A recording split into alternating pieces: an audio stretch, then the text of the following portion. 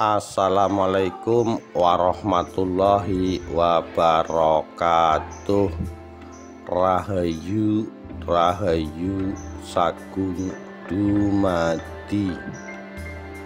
Perang tanding antara Patih Kebo Iwa melawan Patih Gajah Mada, ditulis oleh Lanang Dawan, Minggu 10 Januari 2010.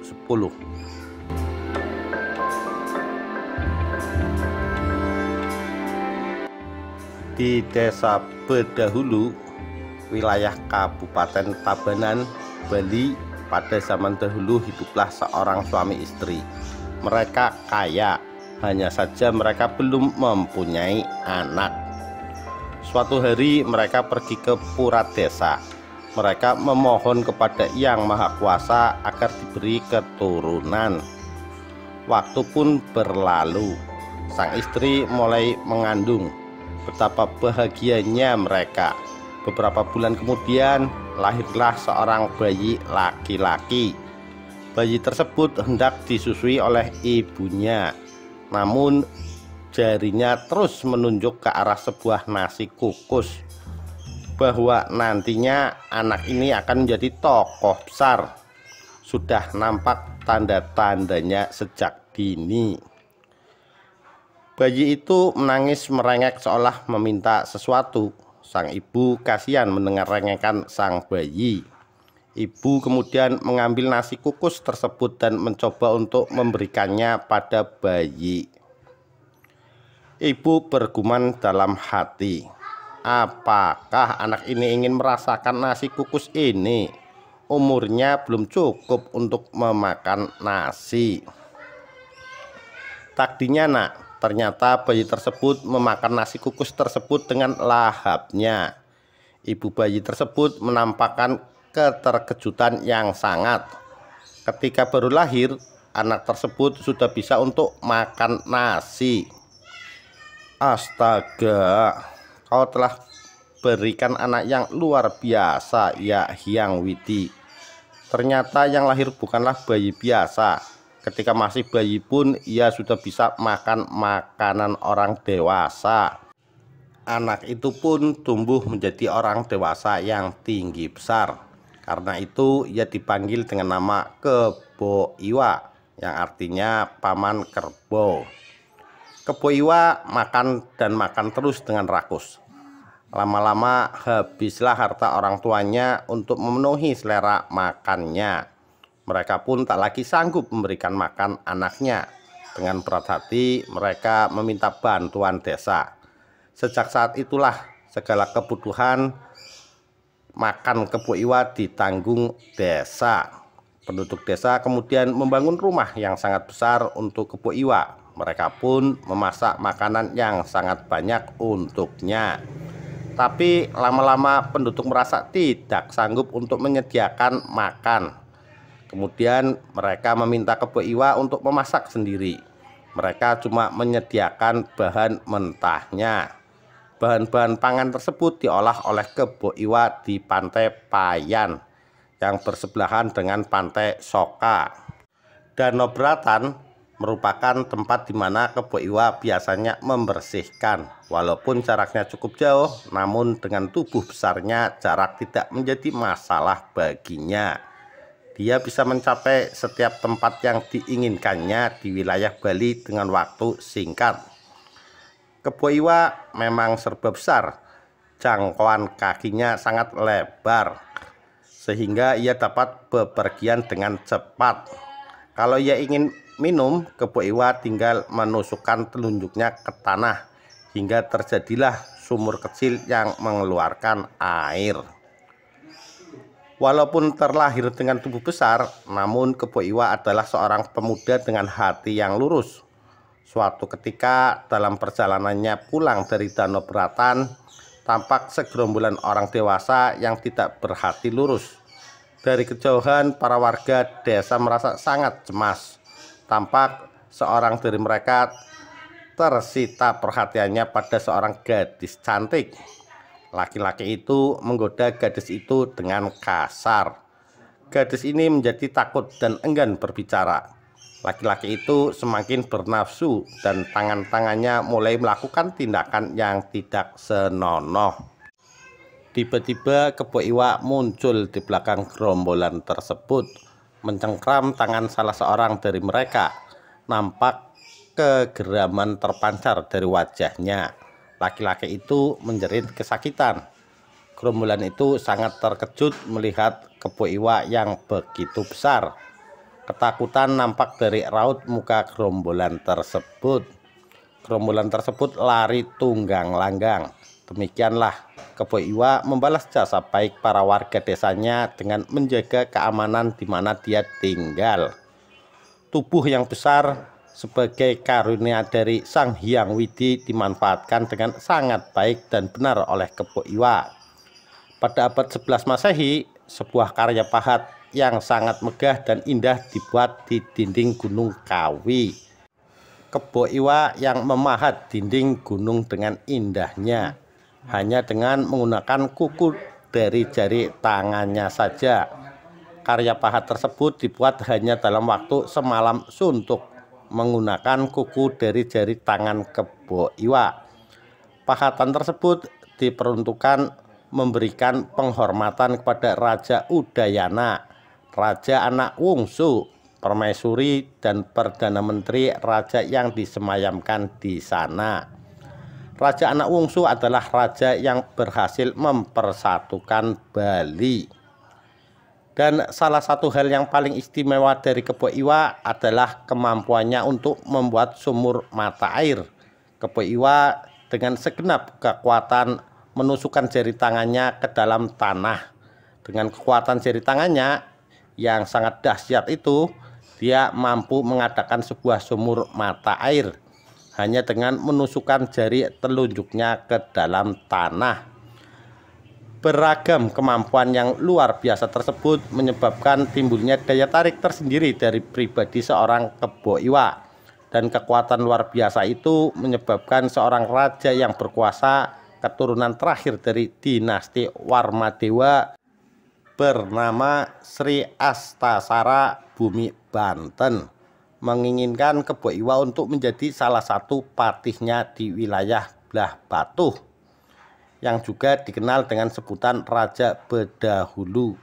Kebo Iwa diangkat menjadi patih kerajaan, dan saat itu dia mengucapkan janji bahwa selama Kebo Iwa masih bernafas, Bali tidak akan pernah dikuasai negara lain. Dengan dukungan dari patih Kebo Iwa yang luar biasa kuat, Sri Astasura Bumi Banten menyatakan bahwa kerajaannya tidak akan mau ditundukkan oleh kerajaan Majapahit yang berkehendak untuk menaklukkan kerajaan Bali. Adapun kerajaan Majapahit waktu itu dipimpin oleh Ratu Tribuana Tunggadewi dengan patihnya yang paling terkenal dengan sumpah palapanya. Sumpah untuk tidak menikmati kenikmatan dunia bila seluruh wilayah Nusantara belum dipersatukan di bawah panji Majapahit yang bernama Gajah Mada. Karena kehebatannya, Kebo Iwa dapat menahan serbuan pasukan Majapahit yang hendak menaklukkan Bali. Semua kapal-kapal perang Majapahit ditenggelamkan selagi berada di Selat Bali. Mahapatih Gajah Mada pun mengatur siasat. Dalam siasatnya, Gajah Mada memberikan pujian kepada Baginda Sri Astasura Bumi Banten dan patih Kebo Iwa tanpa menimbulkan kecurigaan. Lantas, Raja Majapahit membujuk patih Kebo Iwa untuk melakukan perjalanan ke Majapahit guna menikahi wanita terhormat nan jelita pilihan raja yang berasal dari Lemah Tulis. Menanggapi tawaran dari Majapahit, patih Kebo Iwa yang setia terhadap rajanya memohon petunjuk dan persetujuan dari Baginda Sri Astasura Bumi Banten.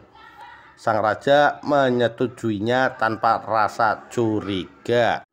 Sebelum pergi ke Majapahit, patih Kebo Iwa terlebih dahulu melakukan upacara keagamaan di Pura Uluwatu untuk meminta kekuatan dari Sang Hyang Rudra. Dan Sang Hyang Rudra memenuhi permintaan Kebo Iwa. mengakibatkan meningkatnya kekuatan dan kesaktian Kebo Iwa menjadi sangat luar biasa.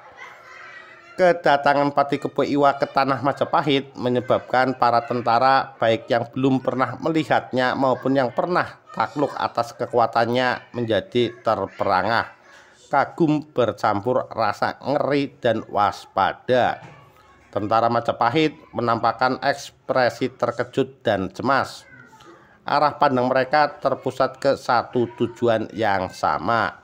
Beberapa di antara mereka nampak sedang berbisik pelan dengan teman yang berada di sebelahnya.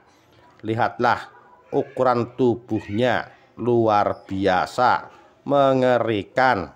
Patih Gajah Mada menyambut kedatangan Patih Kebo Iwa. Salam, Patih yang tangguh, selamat datang di kerajaan Majapahit. Patih Kebo Iwa yang menimpali salam dari Patih Gajah Mada. Kebo Iwa, terima kasih Patih. Kiranya Anda bersedia untuk langsung menjelaskan maksud dari Baginda Tribuana Tunggadewi yang meminta saya untuk datang ke Majapahit. Gajah Mada, seperti yang telah dikabarkan sebelumnya, Patih Kebo Iwa, Baginda Raja mengharapkan kedatangan Patih guna menjalin suatu tali persahabatan dengan kerajaan berdahulu di Bali, dan juga berharap agar Patih bersedia menemui wanita terhormat pilihan Baginda yang dirias pantas untuk mendampingi seorang patih yang tangguh seperti Anda. Gajah Mada menarik nafas panjang, kemudian melanjutkan kata-katanya. Akan tetapi sebelumnya akan sangat berarti apabila patih kerajaan Kebo Iwa berkenan membuat sumur air di sana yang nantinya akan dipersembahkan untuk wanita calon pendamping Anda. Lebih lagi, sumur itu nantinya juga akan dimanfaatkan oleh rakyat kerajaan Majapahit yang saat ini sedang kekurangan air. Kiranya Patih berkenan mengabulkan permohonan ini. Patih Kebo Iwa memiliki jiwa besar dan lurus hatinya. Akhirnya dia pun meluluskan permintaan tersebut. Nampak Patih Kebo Iwa yang sedang mempertimbangkan permintaan tersebut, kemudian memutuskan untuk memenuhi permintaan tersebut. Kebo Iwa berpikir sejenak, kemudian dia berkata, "Baiklah, biarlah kekuatanku ini kupergunakan untuk sesuatu yang menghadirkan berkah bagi orang banyak." Tanpa banyak cakap lagi, Patih Kebo Iwa segera melakukan aktivitasnya untuk menciptakan sebuah sumur air. Sebelum memulai pekerjaannya, tidak lupa Patih Kebo Iwa meminta pedoman dari Sang Hyang Widi. Kebo Iwa dalam hati, "Ya Yang Kuasa, segala yang akan saya lakukan semoga menggambarkan kebesaran namamu." Kebo Iwa mulai menggali sumur di tempat yang telah ditunjuk. Dalam waktu yang cukup singkat, sumur telah tergali cukup dalam. Namun, belum ada mata air yang keluar. Di atas lubang sumur yang digali oleh Patih Kebo Iwa, para prajurit Majapahit terlihat berkerumun. Nampak mereka memusatkan perhatian pada Patih Gajah Mada, seakan mereka menantikan sesuatu perintah. Tiba-tiba Gajah Mada berteriak, "Timbun dia dengan batu!" Seketika itu juga para prajurit menimbun kembali lubang sumur yang sedang dibuat, dengan Patih Kebo Iwa berada di dalamnya. Para prajurit menimbun lubang sumur dengan batu hasil galian itu sendiri. Nampak Kebo Iwa sangat terkejut dan berusaha menahan jatuhnya batu.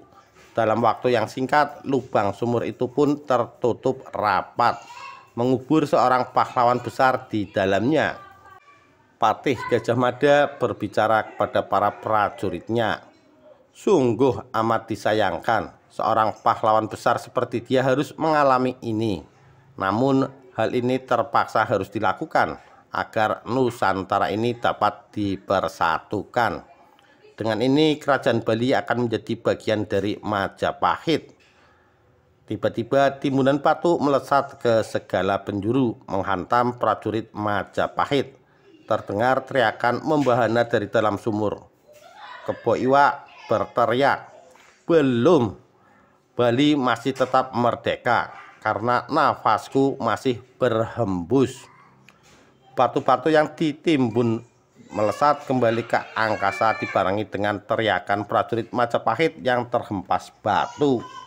Dari dalam sumur keluarlah patih Kebo Iwa yang ternyata masih terlalu kuat untuk dikalahkan. Patih Gajah Mada terkejut menyaksikan patih Kebo Iwa yang masih perkasa dan beranjak keluar dari lubang sumur. Kebo Iwa, dalam pembalasan adalah apa yang kutuntut dari sebuah pengkhianatan.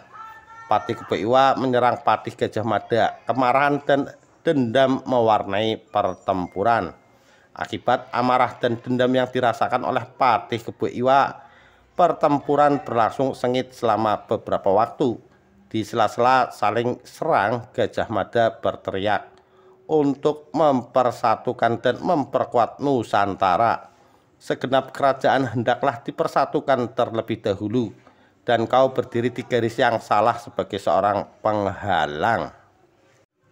Kesaktian patih Kebo Iwa sungguh menyulitkan usaha patih Gajah Mada untuk menundukkannya. Pertempuran antara keduanya masih berlangsung hebat.